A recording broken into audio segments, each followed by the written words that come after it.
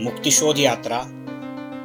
लेखक आणि सादरकर्ता डॉक्टर राजेंद्र प्रभुणे. मुक्तिशोध यात्रा या कादंबरीचे क्रमशः वाचन. मुक्तिशोध यात्रा भाग 1 प्रकरण 16. तुमचं स्वागत असो.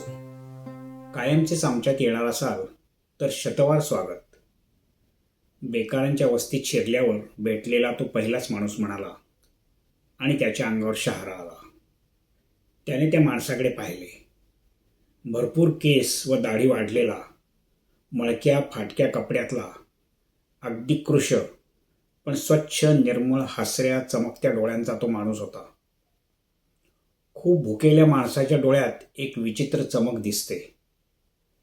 हा भुकेला असेलही, पण याच्या डोळ्यातली चमक वेगळी होती. नमस्कार, तो बिचकत म्हणाला. मी शिक्षण कार्यकर्ता आहे. काही माहिती घेण्यासाठी माझ्या कामाचा भाग म्हणून. शिका 1, प्राणीगणती आणि बेकार सर्वेक्षण. ती माहिती तुम्हाला संगणकाकडूनही मिळाली असती, तो माणूस म्हणाला. हो, मला कुतूहल होतं, तो म्हणाला. आणि भीती? हो, साहजिक आहे. सगळ्यांनाच, सगळ्या जगालाच आमची भीती वाटते, अगदी पहिल्यापासून. आपण काय करता म्हणजे भीती वाटण्यासारखं? कविता. इथे सगळेच कवी आहेत. मनानं. पण प्रत्येकजण निरनिराळ्या गोष्टी करतो. कोणी गातो, कोणी रंगवतो, कोणी आकार देतो, कोणी काहीतरी शोधत राहतो, कोणी चिंतन करतो, कोणी अंतर्यामी गूढ आनंदाच्या डोहात डुंबत राहतो. पण हे सर्व बाहेरही आहेतच. ते वेगळे. ते कार्यकर्ते आहेत. उदाहरणार्थ गायन कार्यकर्ते, चित्रकर्मचारी, शिल्पकर्मचारी, शोध कार्यकर्ते, गीतरचना कार्यकर्ते. त्यातले बरेचसे तिकडेच राहणारे पण खरे मध्यम बेकारच आहेत. म्हणजे कळेल हळूहळू तुम्हाला. असो, तर इथं आहेत कवी, गायक, संगीतकार, चित्रकार किंवा संशोधक. म्हणजे बघा, तुम्ही कसे शिक्षण कार्यकर्ते आहात, शिक्षण कार्य तज्ज्ञ व्हाल, पण इथं तुम्हाला बेकार शिक्षक आणि गुरु भेटेल. इथं निर्मिती आहे पण उत्पादन नाही, आणि निर्मितीचंही बंधन नाही. इथे सर्व बेकार आणि स्वतंत्र. पण या कुंपणाच्या आत स्वातंत्र्य मनात असतं. मध्ये कुंपण आहे.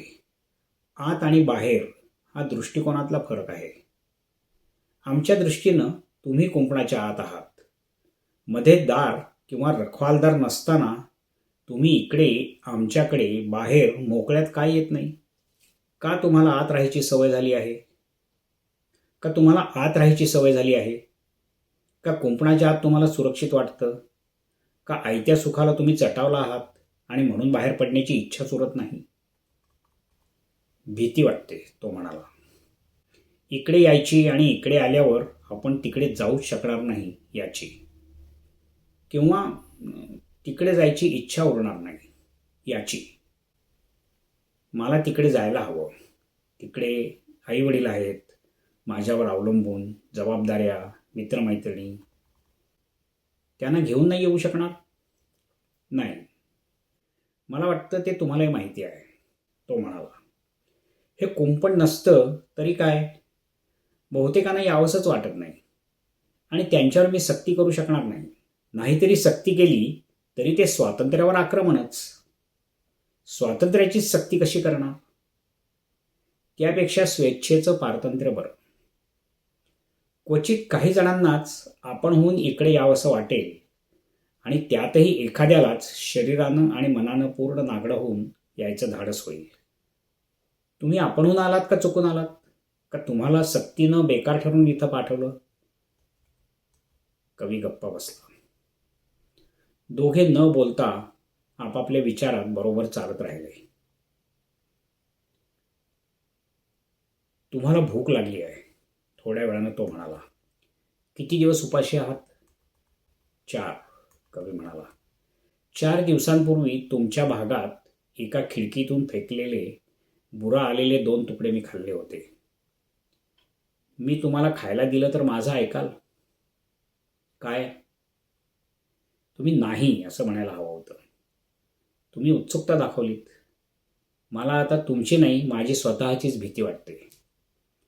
तुम्हाला खायला देऊन मी तुमचं स्वातंत्र्य विकत घेऊ शकतो. तुम्ही मला शब्दात पकडलं, कवी म्हणाला. हरकत नाही, तुमचं बरोबर आहे. भूक हा इथला सगळ्यात मोठा प्रश्न आहे.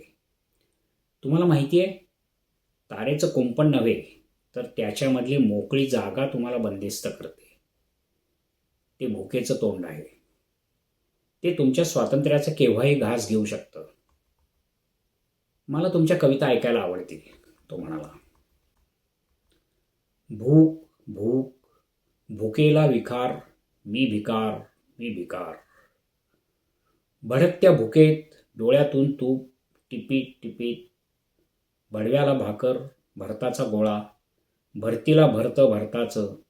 मरणारं मरतं, मरताना म्हणतं, मी भिकार मी बेकार मी बेकार. चांगली आहे, उपजत सभ्यपणे तो म्हणाला. आणखी म्हणू? म्हणताय? ठीक आहे. भुकेल्या पोटाला माझ्याच मांसाचे लचके, मी आतून तोडू का बाहेरून? आपलेच दात आपलेच मांस, मूठभर वाढायला मूठभर घास. तुमच्या सगळ्या कविता भुकेवरच आहेत? बहुतेक सगळ्या. खरा कवितेचा विषय भूक आणि द्रोह याशिवाय दुसरा असूच शकत नाही.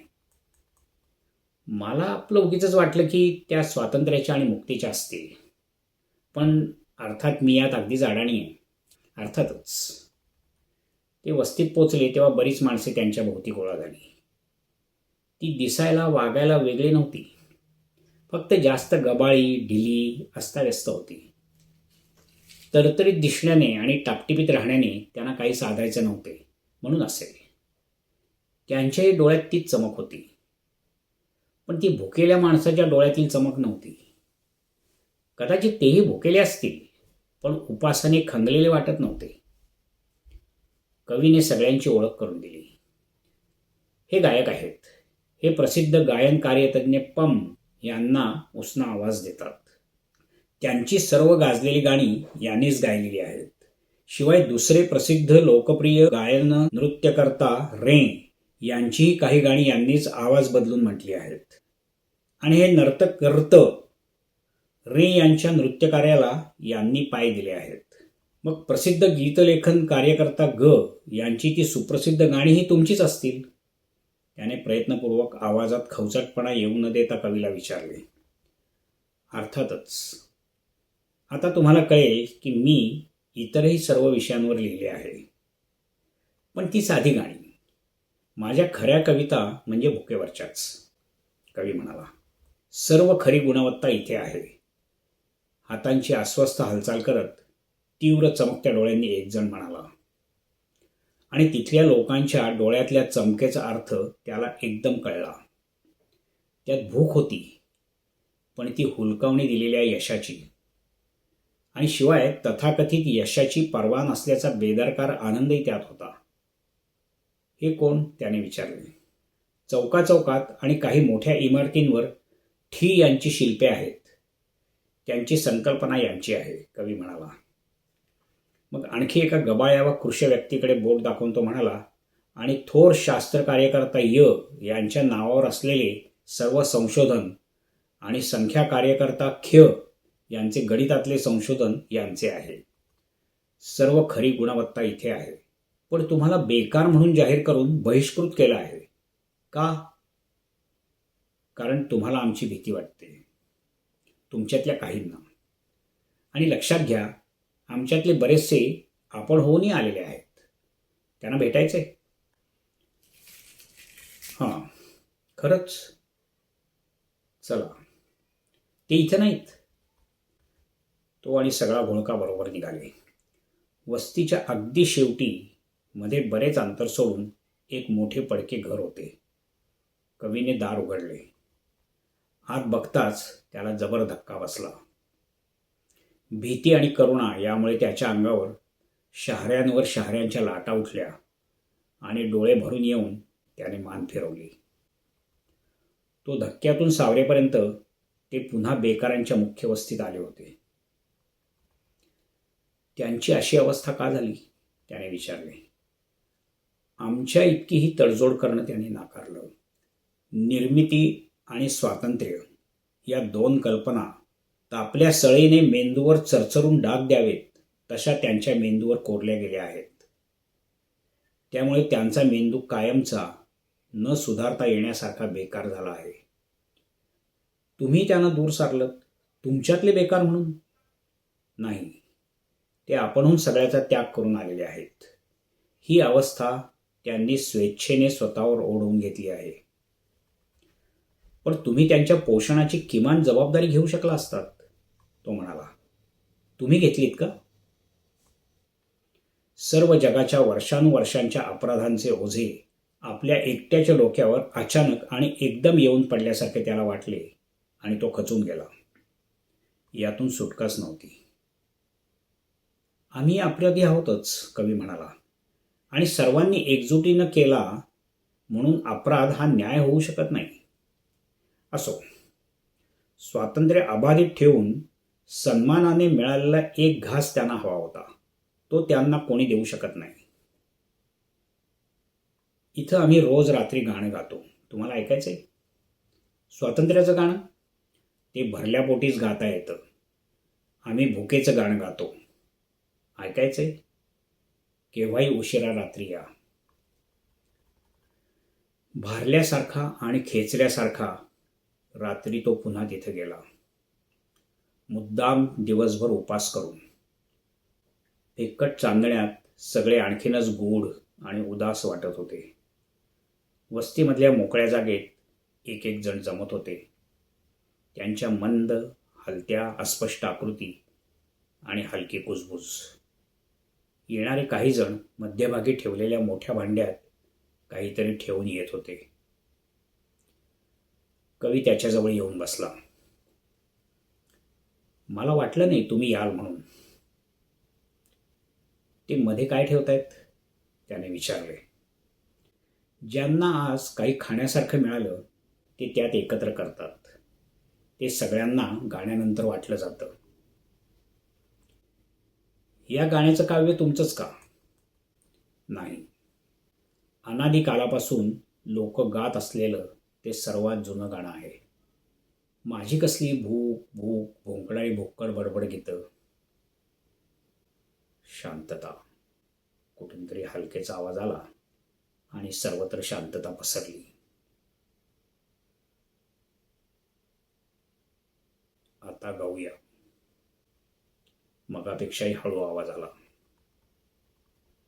न ढवळता शांतता तशीच कायम राहिली. त्याने इकडे तिकडे पाहिले. सर्वजण गुडघ्यांवर बसून पोटावर हात ठेवून आकाशाकडे बघत स्तब्ध बसून होते. त्यांचे डोळे मंद प्रकाशात चमकत होते. ही चमक आणखीनच वेगळी होती. ती आतून डोळ्यात उतरल्यासारखी वाटत होती. हळूहळू स्वतःच्या श्वासोच्छ्वासाचा आवाज त्याला अधिकाधिक स्पष्टपणे ऐकू येऊ लागला. मग पोटातली गुरगुर जाणवली. आतड्यांच्या वेटोळ्यांची वळवळ जाणवली. त्या वेटोळ्यात आधी श्वास गुदमरतोय असं वाटलं. मनाभोवती आतड्यांची वेटोळी आवळून मन बधीर झालं. मग आतड्यांच्या मुळापासून एक हुंकार उठला. हृदयाच्या ठोक्यांच्या लयीत त्याची आवर्तने चालू झाली आणि मेंदू बधीर होण्याइतका त्यांचा आवाज वाढला. मग पोट शांत झाले. आतड्यांचे विळे सुटले आणि मन मोकळे झाले. एक सूक्ष्म गुणगुण ऐकू येऊ लागली आणि मग एकदम पुन्हा सगळे शांत झाले.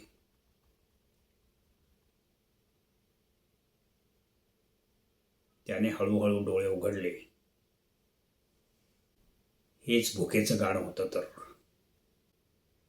ते त्यानेही आतून म्हटले होते. पण बाहेर सगळे स्तब्ध होते. सगळ्यांचे डोळे चमकत होते.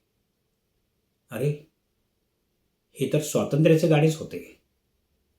त्याच्या शरीरातून आणि मनातूनही ते सूर आणि त्यांचे सामर्थ्य बाहेर पडत होते.